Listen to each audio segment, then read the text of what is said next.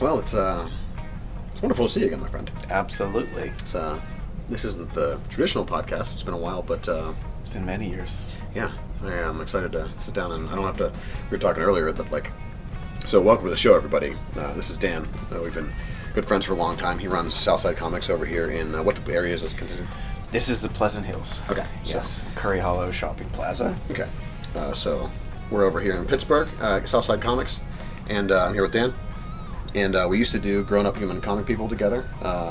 Those episodes are somewhere on the internet, probably floating around. Probably on YouTube, I think. YouTube, maybe still on in the podcast feed of Apple, maybe. Oh yeah, that'll probably be there. Probably for still sure. there. I could ask Buzzy; he would know. So it's nice to sit down again. I've been doing a podcast on my YouTube channel, which is this one, and I have had guests where it's somebody almost none of the guests I've been already acquainted with. Okay. To speak with, so you kind of have to get to know people. But Yes. this is nice because we know each other. Yeah, we did. How many episodes did we do? I mean, we did a lot. Oh shit. A lot of nonsense. A lot of fun. Yeah, we're in a high. We'd be like a high level, high percentile, right? For I think most podcasts drop off after 20. Yeah, we made it way beyond that. we did. Yeah, we did. Yeah. Well, anyway, it's good to be talking to you again. Absolutely. So, what do you think? Star Wars? Should we talk Star Wars first? Yeah. Yeah. Did you see the news? No. Dave Filoni. Oh yes, I did. Yes. Shout out to Dave. Yes. From Pittsburgh. Absolutely. He's from here. Mount Lebo. Oh yeah. Just not too far. Yeah. Yeah. I don't think there is the better man for the job. Better man, woman, person. He knows Star Wars in and out. He was George Lucas's right hand man. If anybody's going to carry things forward, it's got to be him. Agreed. Absolutely. I'm also super excited about him being in charge. Because so I think that did people generally like Ahsoka? I mean, I liked it. I think so. Yeah. I mean, the toxic trolls, which we'll get to later. We'll get to that. Yeah. Yeah. They had their beef with it. Of course. But yeah. I mean, overall, I don't see how anybody who is familiar with the Filoni lore could watch that and be disappointed. 100%. It had it all. Yeah. Stuck the landing, I thought. Left us in a good place to go forward. Mm-hmm. Rosario is fantastic. People were mad about her portrayal. She was real somber, but well, she's an adult. What? She's been through a lot of shit. I mean, as an adult who used to probably be more chipper on my day to day. Yes. I can totally understand. Yes. Why she would make that choice to play the character that way. Yes. I feel like the complaints were that toxic side, akin to the Captain Marvel, Brie Larson. Is that her name? Yeah. Yeah, they would say she doesn't smile. She's not fun. Those people. I'm not sure if they're forgetting. So I remember whenever there used to be some of the Marvel cartoons and shows on TV where Captain Marvel was the person that no one on the show, none of the other characters like her. Because she's an asshole. Yeah. She's always the one who's bringing the hammer down. She's in charge of Sword, right? Is it, for at least partially, right? She was involved with it, yes. Yeah, but she's always whenever the shit needs to get done, it's call Carol Danvers because she doesn't mess around. She's very straight laced.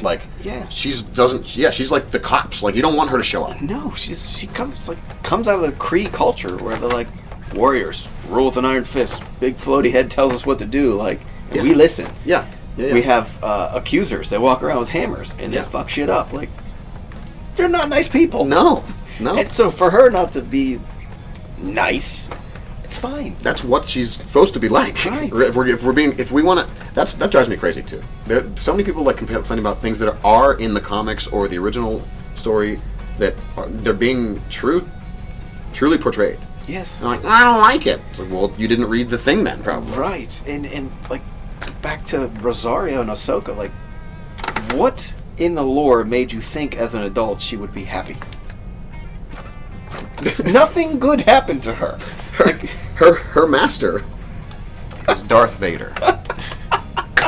The worst dude in the universe. And not only is he Darth Vader, none of the people who would be able to relate to her situation are around at all. She can't be hey, remember, you know Anakin, right? And how he was my master? Yeah. You know him too, right? Right. And like unload some of that. Like no one is around to help with that. Because he killed them all. Because he killed them all.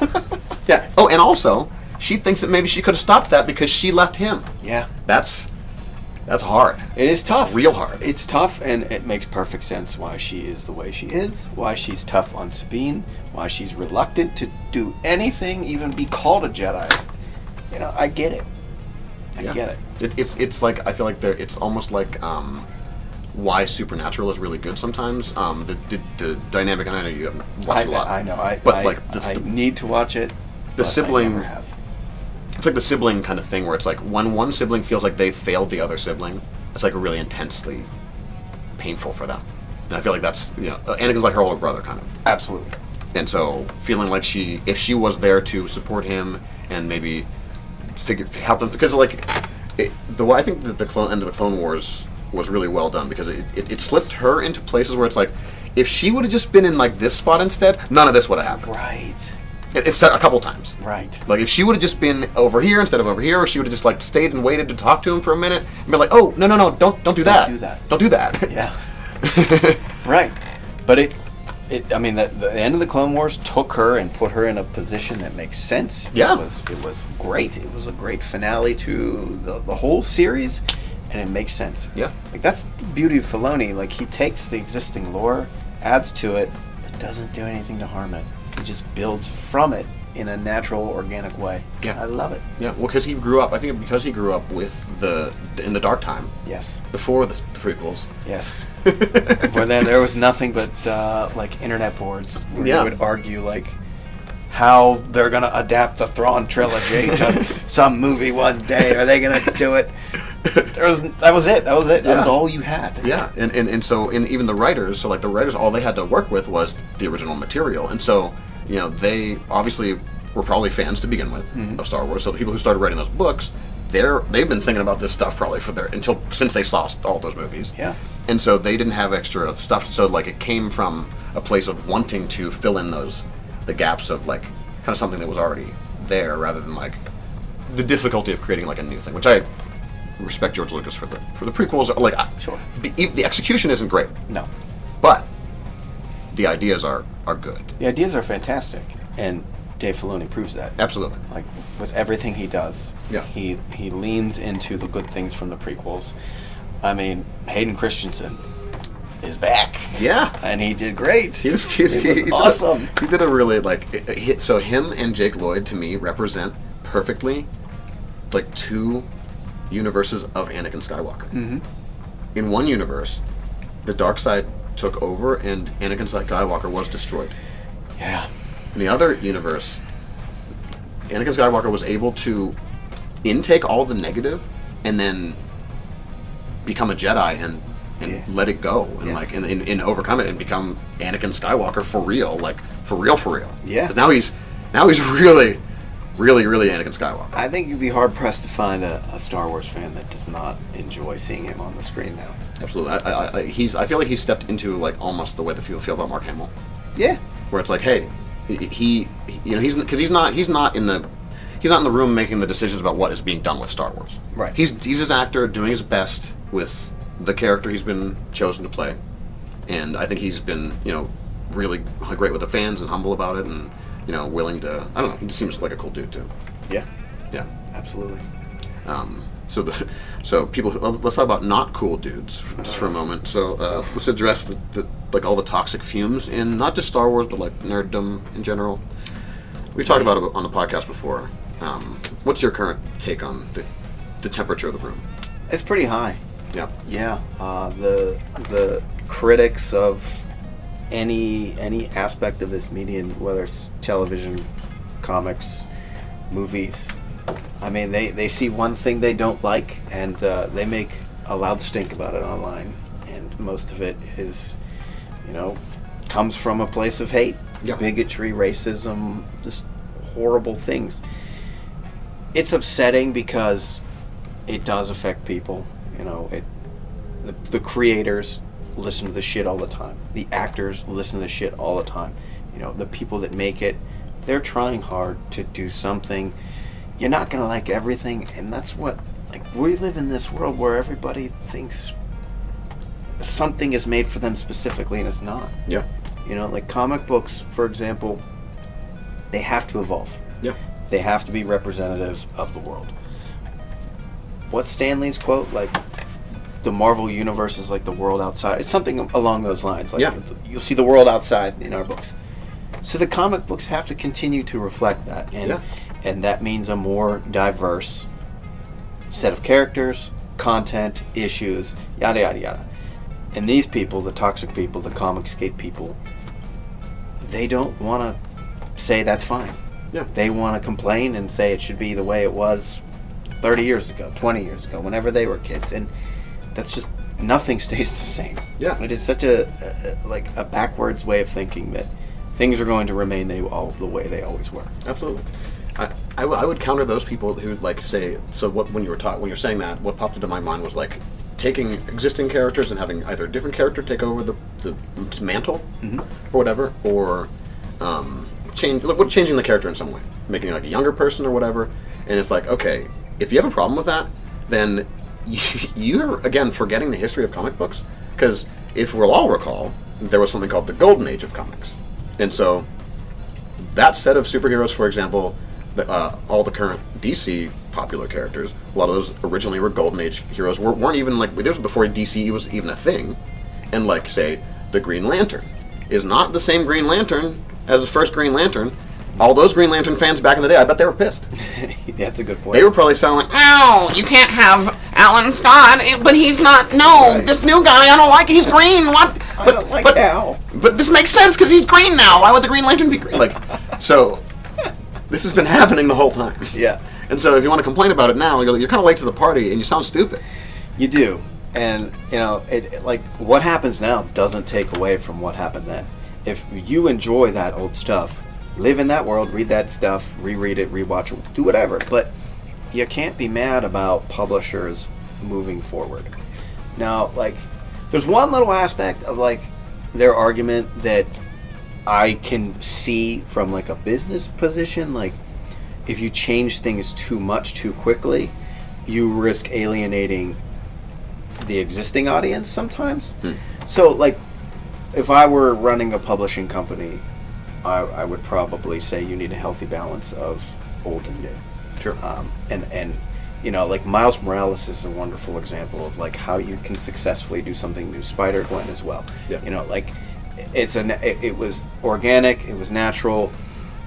The work was put into it by the creators, and now we have two characters who are iconic, recognizable, and they headlined, like, one of the best superhero movies ever. It was so good. It was amazing. And hopefully we're gonna, like, you know, we're getting I can't a little wait. bit more. I cannot wait to see how it wraps up. Yeah. I mean, just absolutely incredible. Yeah.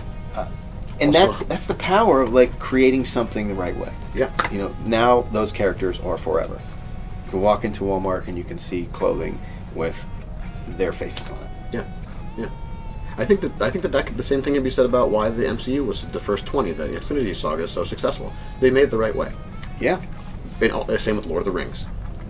Like, all those movies were made by people who were trying to make a good thing because they cared about the product. Yes. And they want a good result. Like, they're passionate about it. Yes. The studio didn't interfere too much with, like, you know, the and the problem is that, like, all that stuff, like, kind of cursed us with, like, now the studio's like, oh, you know, that whole thing worked real well. Yes. What can we do to make this bigger and better? And it's like everyone who likes these things, like you, me, I imagine everyone who's watching this, who's interested in this kind of shit, like, we can clearly see it's like, hey guys, if you want to make this successful, you have to go back and see how they started to do this in the first place. Just make a good movie. Make a good movie first. Yes. You have to find people who are passionate about the product. Yeah. If you don't, you're going to end up with Aliens vs. Predator. Like, I mean, because there's big studios, like, if they don't find the right person to make the movie, and a lot of time it's more than one person, it is just a cash grab. Yeah. It is we own the license of this, so let's just shit something out. And that's how that's how a lot of, like, IP product in the 2000s, 2010s ended up made. It was just, well, we have to make something to keep the license. Yeah. And then we get crap. Yeah. Or we are even more insidious than that, and we do an Uwe Boll.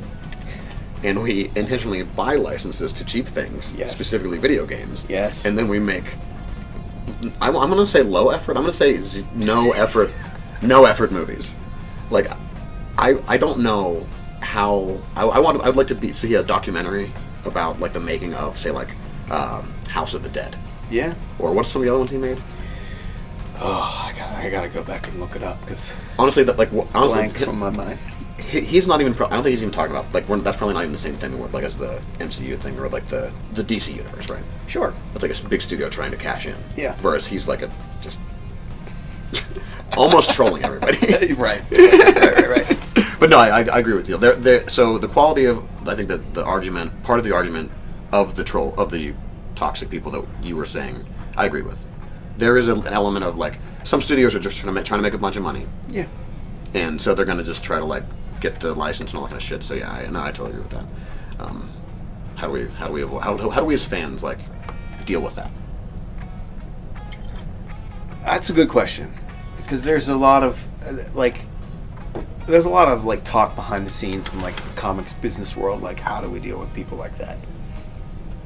I don't know. I think it's different from city to city, area within the country, like, you know, because the demographics are so different everywhere. But if you don't want to listen to it, don't listen to it. Tell the person, listen, I'm not interested in hearing about that. Yeah. You know, don't give them a platform. Yeah. Another platform, because the internet is their platform. Yeah. They will always have it. Don't engage with it. Don't read the articles. Don't share them. Don't retweet or re-X or whatever the fuck we call it now. Like, just ignore it. Yeah. Because when we look at it, and when we complain about it, then it breathes more life into it. It's just a deadly cycle. The best way, in my opinion, is to just ignore it and move on. And like, take the Kevin Smith approach. He says, like, why do I want to talk about things I don't like? That's not fun. I want to talk about everything I do like. Yeah. I want to enjoy what I like with my friends and family. Like, that's what we need to get back to. We need to just say, like, well, that wasn't for me. Moving on. Yep. And that's fine. Next. Because, again, we live in a big, diverse world. Things are going to be made for other people. You know, like that Star Wars cartoon show, Adventures. Oh, sure. Not for me. Yeah, that's fine. I get that. Yeah. I get it. Yeah.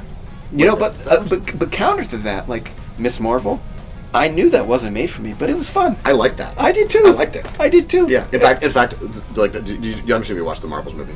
I did not. Oh, you didn't? Okay. No. Okay. Yeah. Okay. I won't. So I'll withhold but I will say, because I watched that show, I liked her in the movie. That's what I'll say. Excellent. And without giving too much away, like, there are cast members from her show that are in the movie as well, and everyone from her show is fucking amazing. They're so charming. They're so charming. They're the best. They're so fun to watch, and like, I want to have fun when I watch something, unless it's intended to not be fun. Sure, of course, yeah. Like if it's the type of film or television show that's like meant to stress you out, fine. But when I watch something like that, I want to have fun, and I had fun watching that. Yeah. The Secret Invasion, I didn't have much fun watching that. Yeah, I agree with that. That was boring. It was it wasn't bad. It was just No. It was boring. Like, I mean, like, when I say not bad, like, it was made well. You know, the acting was good. Like, it just didn't grab me. You know, there was a little bit too much of like dead air. Is that right? You know, Yeah, I can- like yeah. Walking Dead, where people are just like Yes. for a while. You know. There was. You could tell that it was just kind of slapped together because I don't know why. Because I'm not going to answer that. Like, but I imagine when they blew up and they said we're going to make all these shows for Disney Plus, Kevin Feige, his head probably popped because he's only one person. How can one person have his or her hands in all of those things at once? It's impossible. So you have to pass the torch to someone else, and it doesn't always work like that. Yeah. Like, sometimes people just don't do it right. And if the suits get involved and they're like, well, we got to get this done for this budget and this reason, like, you're going to get bad product. Yeah. You know, from time to time. Yeah. And like, I don't understand how they don't get that. If you give some time between things, there's a build up. Capitalism. Yeah, I guess it's Because like, everything is made to make the shareholders feel good. Yeah. And if you're not making things fast enough for them, they get upset. Yeah. So it does kind of ruin the art form. Yeah. So again, just as it always comes back to, we need to eat all those rich people. Yeah. Yeah. Absolutely. All right. There we go. Solved. Eat the rich. Yeah. Oh, so what were some of the other things that have come out? Oh, Turtles. So fun. So much fun. Like didn't feel like they were like trying to build something really big, like we're gonna kick off a new universe. It was like, now here's a movie. It's fun. It's not the villains you're used to. And the voice cast was great. Yeah. The animation was really cool and unique. I mean, it was obviously they looked at what Spider-Verse did and they said we need to do something similar. Mm-hmm. I thought it worked great. Yeah, that would look cool too. Yeah. That animation was really cool. Yeah. Yeah. Ice Cube as Superfly. Every time I saw him on screen and he spoke, I laughed. Dude, so same, but Jackie Chan as Splinter. Oh man!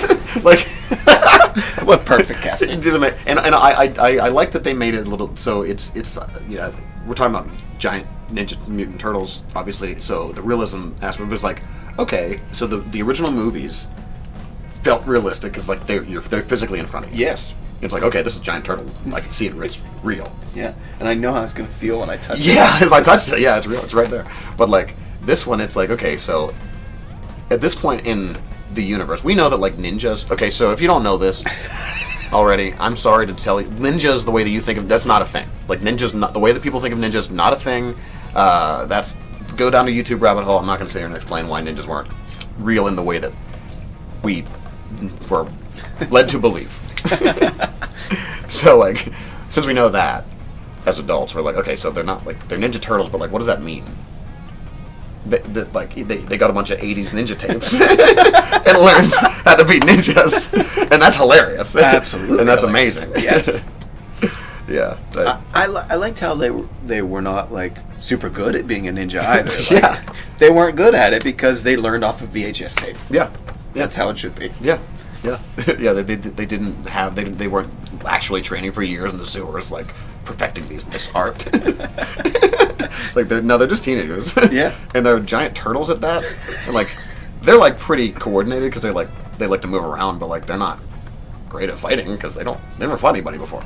And they're fucking turtles. They're turtles.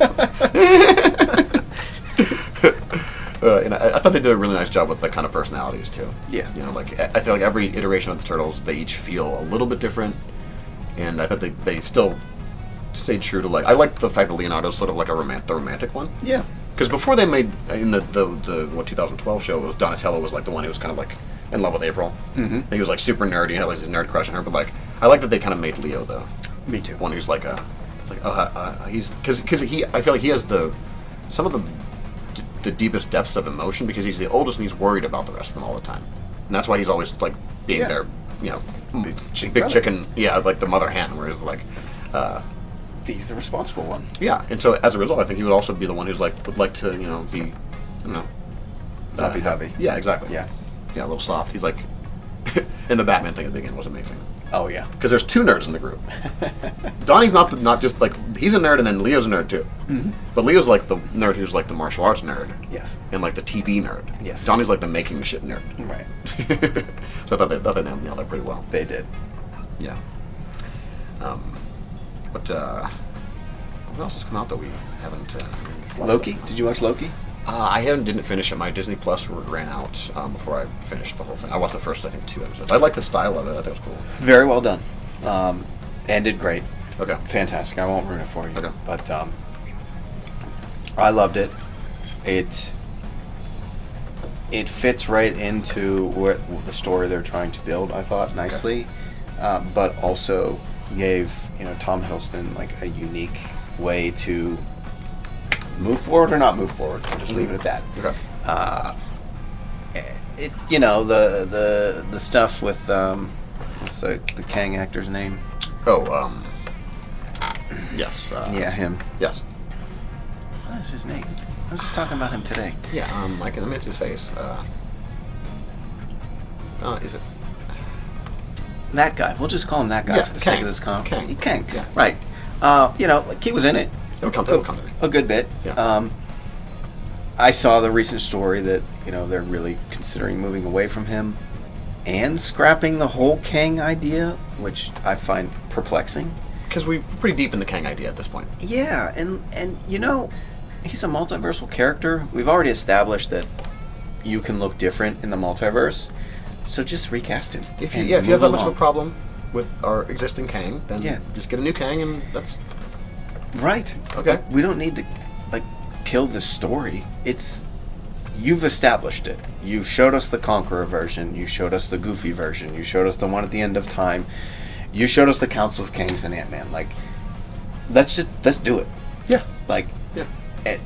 To not do it is a mistake. Yeah. And I if you want to get rid of the actor, fine. That's totally your choice. Yeah. Whatever your name is, actor. Fucking goddamn. I cannot remember your name, but you could put John Boyega, sorry, into that role, and you wouldn't miss a beat. Yeah.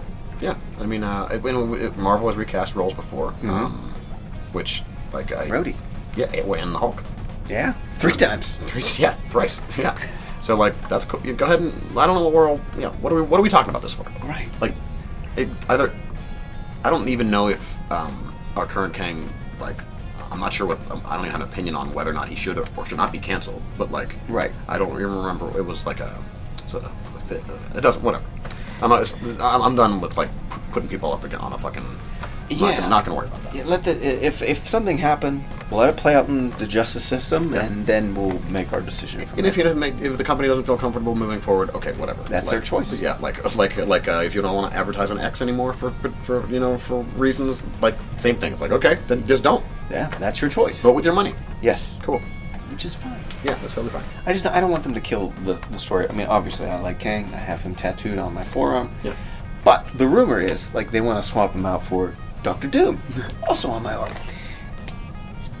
To which I say, well, those characters are intertwined throughout comics history, so just do both. Yeah, you can do that. Do both. Yeah, or you could have the fact that maybe Doom this whole time was he was actually behind the scenes, right? Because that would make sense with the whole multiverse thing. If you want to do Secret Wars, you can do the big Secret Wars, not the original one, but the one we just went through. The Hickman one. Yeah, which I have every single. I think it's one of the first things I started buying down. Every week they all came out. It was 2015, 2016. Yeah. Excellent stuff. Oh, great. Some of the best. Yeah. Wife of Deadpool. Yeah. Amazing. Hilarious. I can't wait to see that movie. Oh, yeah. With more, one last go for the old Canucklehead. Yeah. I'm into it. Yeah. Logan was a perfect send-off, but hey, you wanna if they want to get the X-Men into the MCU, and this is the path they're going to do it by using the old stuff, that's great. Please do. Because there's a lot of good actors. Yeah. A lot of good actors. Yeah. I was just I caught this the other day. I for some reason I went and watched the Wolverine introduction scene from the first X-Men movie. You know who the ring announcer is? Mm-mm. Did you watch Are You Afraid of the Dark? Mm-hmm. Do you remember Dr. Vink? Yes. No. Dr. Vink. That's amazing. Because they're in Canada. Yeah. They're Canadian. So yeah. I'm not sure if he's actually might be from New York, but that's him. That's great. Ladies and gentlemen, yeah, your winner, still king of the cage. That's him. I need to go back and watch that. Yeah. That is so good. Yeah. And also, I kind of wish they would have, and obviously it's the response to the other superhero movies with people being on steroids. For sure. 100%. 100%. Where the first movie, it's he's probably not on steroids. He looks like a regular human. You know, he's in good shape. But he's not fucking popping out, And I understand, in the comic books, sometimes he is kind of this little ball of muscle. When he's pissed. When he's pissed off. But, he's not, I feel like he's not really like that. I feel like he's a little, almost he's strong, but maybe a little wiry, too. Like old man strength, kind of. Yes. He's really old. Right. He is very old. Yeah. And he's not very tall. No. Yeah. By the way, if any of the Marvel executives are watching, if you need a new Wolverine, I mean, in comparison with the other Marvel superheroes, I'm 6 feet tall, so you'd fit. That's right pretty in. short, yeah. right? I could Yeah. Cannonball special all day. And there's no steroids here. And no steroids. All natural. Yeah, yeah.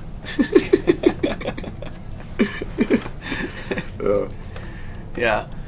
And then there's the DC side of things. Like, we are about to enter a lull. While James Gunn gets things, kicked off. I am excited to see where it goes. Yeah. And I think time off is good. I mean, we have Aquaman coming up. It looks all right. But after that, I don't really think there's anything in the can that is not under James Gunn. Aquaman's hard for me because I am so tired of CGI that's like overloads of CGI. Yeah. Like, I just can't. That's just, as soon as the whole screen is, the only real thing on the screen is the actor's head. Yeah. Like, I don't know. I'm done. I agree. Yeah, I'm done with that. It is tough. I mean, and I think that's why, like, the Ant-Man movie was not well received. Yeah. Because it was too much. Too much. It was too much CGI, and it was so obvious. It wasn't. It's not like the Star Wars technology, like where they film in a box room, basically, but like everything looks great Because the immediate things are real. Yeah. I think Mando is the perfect example. It looks, and they did this, didn't they? I think they shot the Batman in the what's it called, the volume. Did they? I think they shot that, at least pieces of it. Okay. I think that was shot there too. Boy, There's a bunch of stuff they shot there. there. Movie. Fucking fantastic. Yeah. Like that. It felt like I was watching, like one of the Gotham games almost. Yeah. Just oh man, yeah. The introduction of him, like the fact. So that movie made me realize something, or think of Batman in a certain way I'd never thought of him before. Batman is a serial killer, who just doesn't kill anyone. Oh yeah, that's a great way to put it. Like his whole storyline is that. Like he's like you hear about real serial killers. It's like at first they like fantasize. And they build up, and then they finally fucking do it. So it's like the whole Batman Begins movie is that, where it's like he's like fucking building his skills and trying to get ready to do this thing, and that first time he goes out, fucking he like almost dies. Yeah. He falls off a roof. You have to call Alfred to come and get him. Alfred! But like it made me think because of the music, that theme song, like nailed it. Yes. I never thought that it's not better. Okay, it's not better. It's not better than either the Danny Elfman one or the Shirley Walker one's right underneath that one. Yeah. But it's pretty good. It's real good. It sounds like, oh, he's right behind you. Mm-hmm. He's behind you. There's nothing you can do. And no matter how far you run, you turn around, he's right behind you. He's still right behind you. Then that made me think. So like him being like almost like a horror movie, like Jason. Yes. Yeah, he's just, or Michael Myers. He's like fucking unstoppable. Like they even did, there was one shot in the movie where like it was just his boots like walking and it was kind of like wet. Yeah. Yeah, this is it. Yeah. This is what I want. Yeah. I probably have an unpopular opinion, but like if Batman is going to be portrayed on the big screen, I don't really want him interacting with Superman and Wonder Woman. Yeah. I don't. Yeah. Like Ben Affleck was good, Yeah. enjoyable. Those movies were not that good. But Batman is not, when you visualize it on screen and it's meant to look real, he does not work with Superman and Wonder Woman. It works on a cartoon, just great. Yeah. But when it's real people and like they're flying around and Superman can like zap your face and it's gone. Yeah. What is that guy gonna do? Yeah. Like when he was like jumping around like fighting Doomsday in BVS. That whole sequence is like, get the fuck out of here. Absurdity. Get out of here. Right. And also even the end of the original Justice League cut, I guess, with where they're fighting what's his face, Wolfgang, Steppenwolf. Like Batman, he's in the car. Like, okay, the Batmobile's cool, but it's not a whatever that was. What the fuck was that? Right, like the bad guys have like lasers. Like they can just shoot the car and it will blow up. Like, yeah, and that's the end of Batman. Yeah, like what are we talking about? I don't here? want that. No. I just want like Batman to be this like weird guy who's not happy about anything in life, who skulks around at night and is terrifying. Yeah, that's what I want. I don't need Batman to be in a greater universe. No, he should be the guy in the chair if he's in the group. Yes. Like if anybody should be in the guy in the chair. Yeah. He should be like, all right, Clark. Like he's on the fucking headset, and maybe he's not in the chair, but he's like somewhere. He's like in the some kind of close by location. Yeah. But he's not fighting Doomsday. That's crazy. It's crazy. It doesn't work. Like, Darkseid has lasers that literally follow you. Yeah. How the fuck is Batman going to avoid that? I'm He's pretty that sure in the person. comic books he didn't, and he got zapped back in time, right? Bingo. This is That's true. what happens. If you're Batman, you fight the fucking Darkseid. Right. Sorry. But that doesn't translate well to a movie, and so like, why try to do it? Just like, I don't know. If you are going to do it, I think your idea is right. You put him in the chair, Yeah. you know, or he has like some other role, but you cannot have that person out there like using his like grappling hook to like avoid an alien. Like, no, Like even him using the grappling hook in the ways that he uses it is pushing it. it's absurd. Like it's pushing it real hard. Like if you, the new one, it makes like it's like a little bit better because he has like a whole armature on his arm. Right. But even so, like if you your whole body weight and you're like falling or like changing direction abruptly, do you think that your arm's gonna stay attached to your body? No, It's not. It's gonna disconnect here. Yeah, It's right like, there, real quick. Right? Yeah, exactly. Yeah, it's gonna be bad. Yeah. It might tear like a big piece of your whole side off. That's true. Yeah, So even that is pushing it for like. So let's not fight. Let's not have him fight. Darkseid. No, if he wants to fight the Riddler, who has his face bandaged up and he's upset about life, great. Honestly, I'd really like to see him mostly fight like his rogues gallery and like henchmen of those people rather than like random like street thugs. Also, like thugs. Sure. That's what I can't even believe I said that.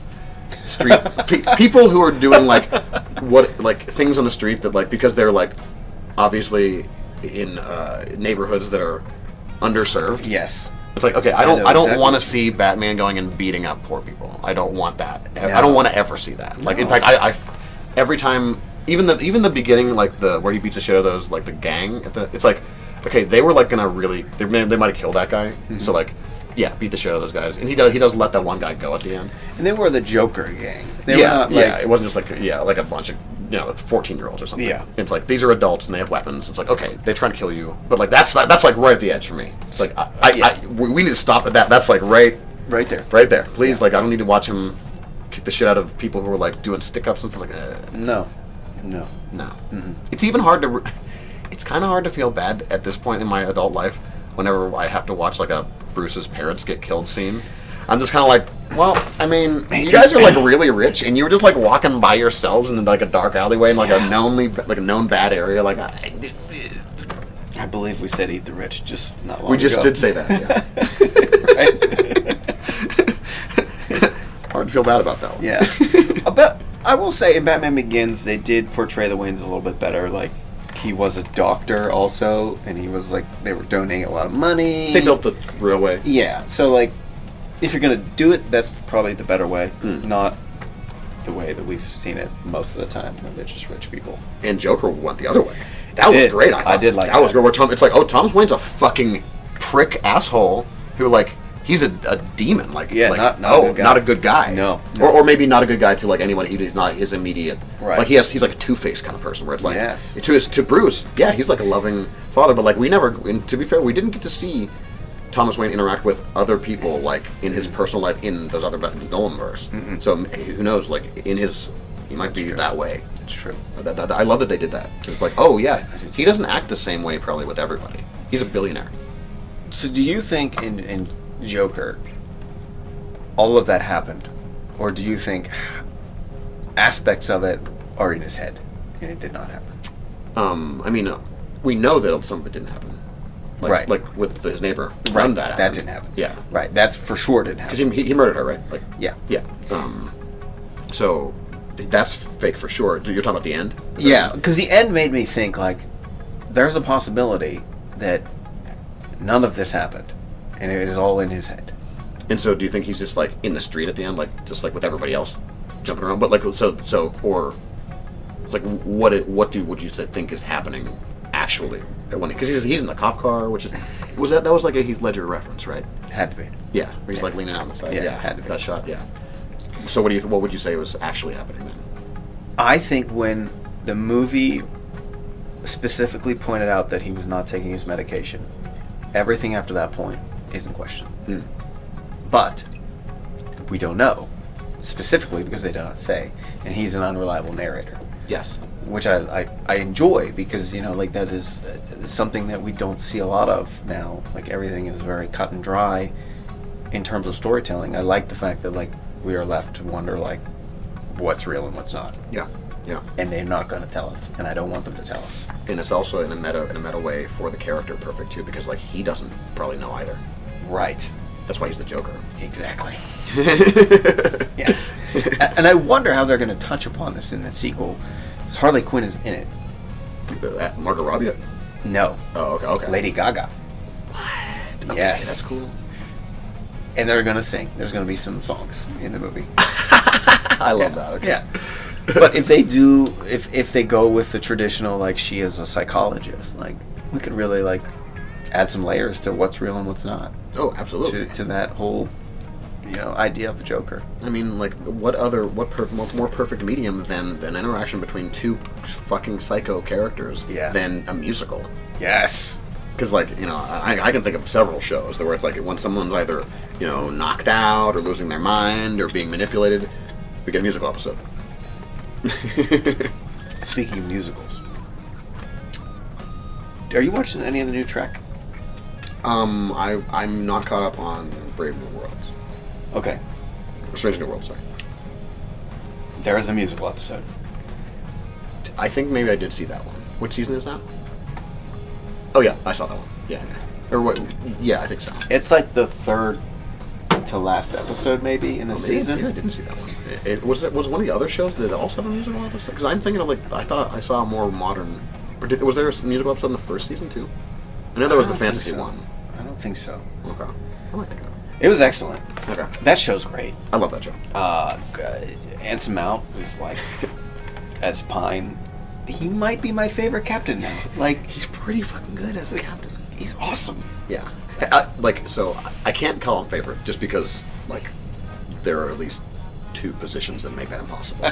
Like, obviously Picard and Sisko is like, I mean, Sisko's awesome. Man, the fucking the emissary. Someday he'll return to us. I hope so.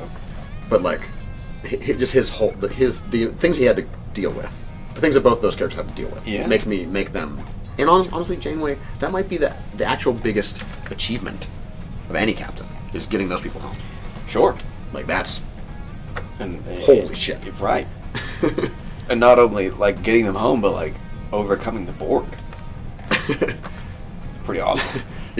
Hard to argue with. So it's like, I mean, Pike's cool. Pike is cool. He's a good person. I might have said Pine earlier, so sorry.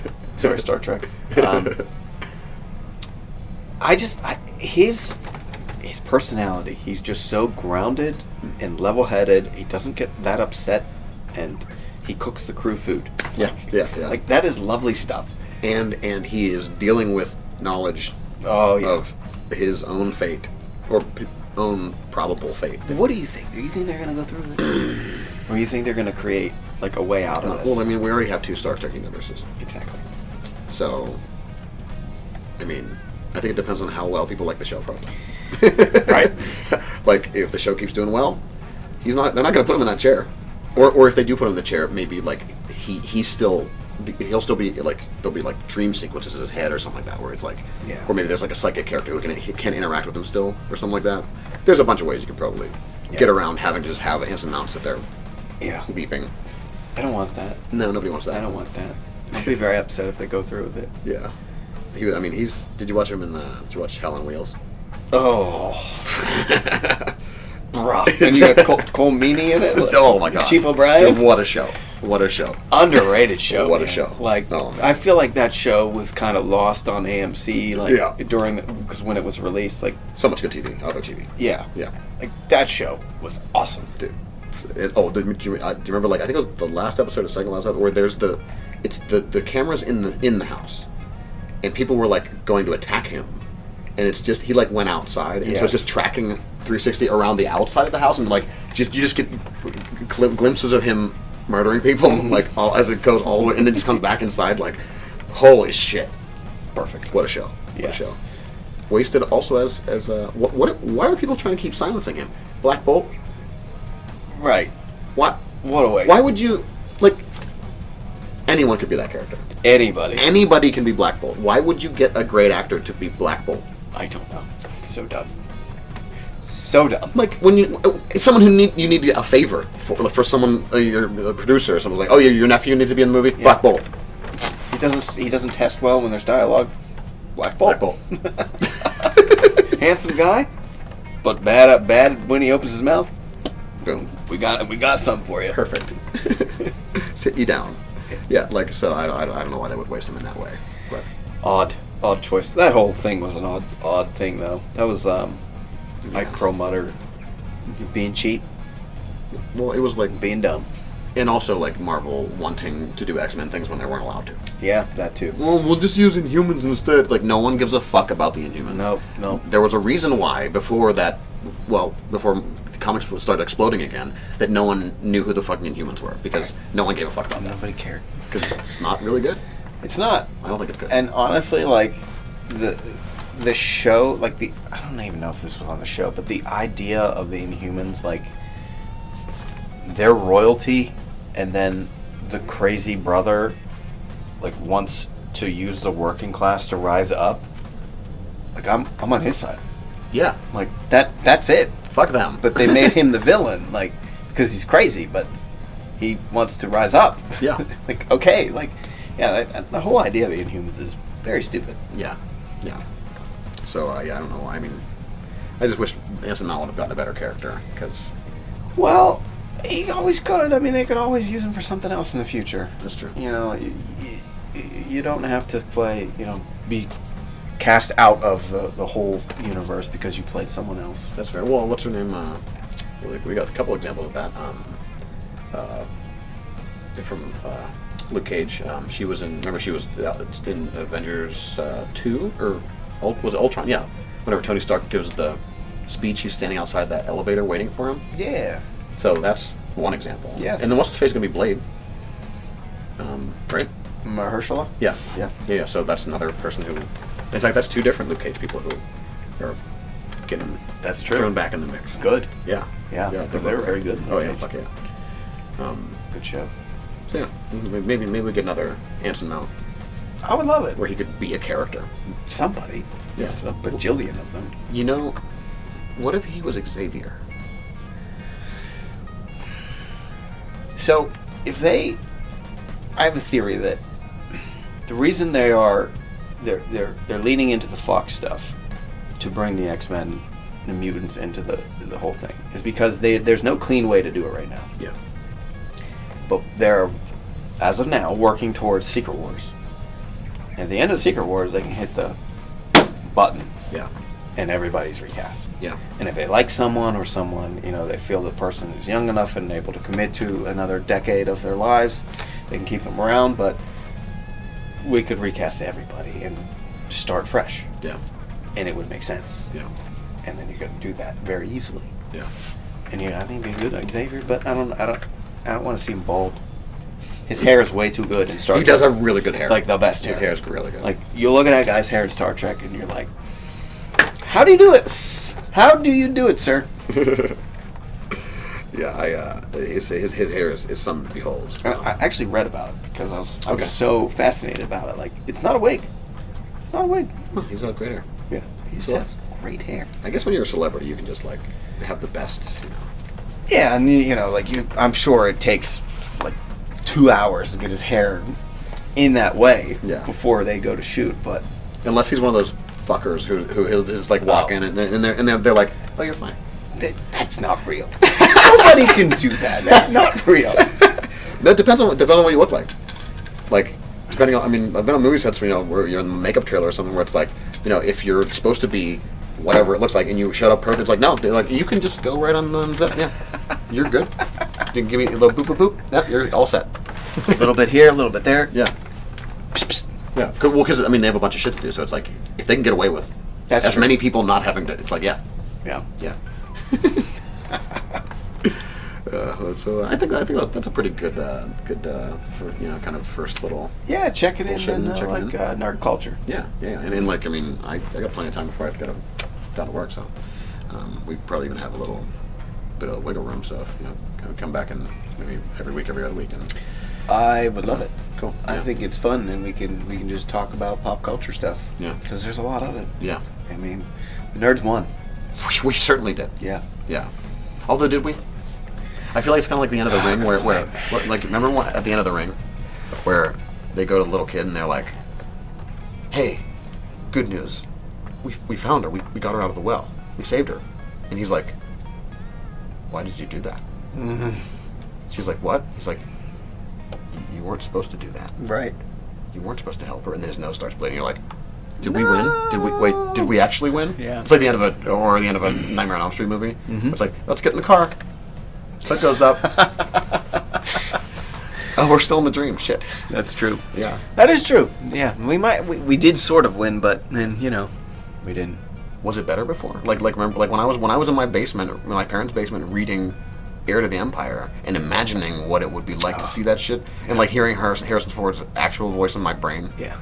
Being sarcastic, like being written by someone who understands Star Wars. Was that better? I'm going to say no, because with Star Wars and Thrawn, like, Filoni has been guiding us on that journey. Yeah. And I think he's doing a good job, and what's the guy's name? It's not Mads Mikkelsen, it's his brother. Lars Mikkelsen? Lars, yeah. He's good. He's right. Like, that voice, man, gets me every time. And clearly I'm not sure if they animated it initially watching him perform the voice, or the other way where he watched the animation. Good Because point. his, little, it's perfect from the show. Yeah. He's, mocking the animated version of, all those little facial tics and stuff, where it's, Thrawn's usually pretty cool, but, if he's really not, Right. whenever What's-Her-Face starts asking, a bunch of questions, you can see him getting annoyed. He's annoyed, yeah. But he's not Vader. He's not going to kill her. He's just, a little bit annoyed, and you can see that on his face. Right. He's just civilized a killer. Yeah. In that moment. Like, he's above all that. Yeah. That's what I love about that character. Oh, dude, he's a chiss, man. Yeah. He's the chiss. Did you read those books? Yeah. Yeah. And I do hope that they expand the Chiss. Ascendancy. Yes. It's rich. Yeah. And it is a fresh idea. Mm-hmm. Let's go there. Next. And the Grysk? Yes. I feel like the Grysk, that's kind of modeled after the Yuuzhan Vong, right? It's got to be... Yeah, it has to be. Yeah. Yeah, I think that was their way of saying, well, that was kind of good, and we're going to slide it in right here. Yeah. Yeah, and I'm excited to hopefully get to the Ascendancy and the Unknown Regions and the Grysk and all that kind of shit. Yes. Yes. Yeah. And, man, the Chimera repaired with that gold, I forget what the Japanese word for that is, but, that's just... Awesome. And his, number one man with the gold face? Is he alive or dead? Think he's alive? I don't know. I've gone back and forth on that. I don't think any of them are alive. But then after watching the last episode, how they were reanimated and He asked if they understood the consequences. He's like, could they volunteer? He said, these are the we have volunteers. Yeah. He said, did you make sure to ask to make sure they know what is about to happen to them? Because he and I love that they added that. Because it's from the rest of that whole thing, you didn't really get necessarily that he really cares about the people who are under his command. Yeah. But he does. And so that we're to take as so you understand you're going to die and be resurrected as a zombie. That's how we take that. That's how I took it. I mean, I think so, too. volunteers. Yeah. Yeah, because just from there's no way that he was tricking his own troop, because No. that's not his character at all. No. Never has been. He actually gives a shit. So I think that he was saying I appreciate, and also these people are sacrificing. They've been there for 10 years. They've been waiting for 10 years to get home. Yeah. And now he's like, I need volunteers to get everyone else home. Yeah. That's rough. Tough. Yeah. Yeah. So I think I think they added that line to make sure it's okay, he's on the end of his rope to get home, but also he just still does want to make sure that these people know what they're getting themselves into. And a signal for the audience that no, they're alive, but they're not going to be alive. Right.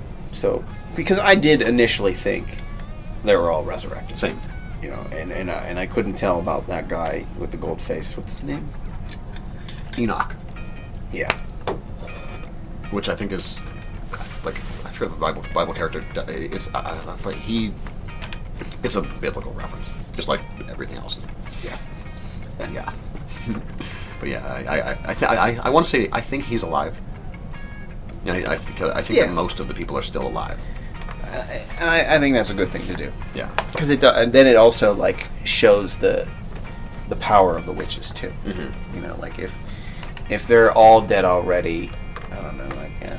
But knowing that the witches can bring everybody back in that way, I think that adds some more stakes. Yeah, for sure. And also we see like for the Death Trooper at the end, like I think that because I don't know, it seems like that guy had been dead for a while. Because they didn't kill him and then he came back. He was just like ready, waiting. So I'm assuming that he wasn't with all the other troops because like Thrawn probably has like a couple people who have been resurrected. They just like keep in a closet somewhere if they need them. Yeah, because they were living in total peace. Right. You know, like there was a problem. There were problems. They were living on a pretty hospitable planet. Yeah. So maybe that one guy like died of natural causes or something. Yeah. Or like was killed by an animal or whatever, or like fell off a building or like, and then they like kept it. Maybe they kept his body or they resurrected him on the spot and used him for labor. Well, because at some point the witches had to show Thrawn like what they could do. Right. You know, because that's a big part of why he's doing what he's doing, because he knows he has the witches in his back pocket. Yeah. So yeah, I'm excited for all that stuff. Oh, so good. Yeah. Can't wait. If you didn't like it, I don't know what to tell you. Maybe just go watch something else. Right. Like just and check out. Like we don't need to hear your opinion. Yeah. Be Kevin Smith. Yeah. Just save it. Anyway, well, I guess that'll about do it for this time. Thanks for watching, everybody. It's good to have Dan back on the show. Thanks for being here, my friend. Anytime. Yeah. Let's do it more often. Of course. Yeah. So we'll see you next time. Thanks for watching, and have a good one.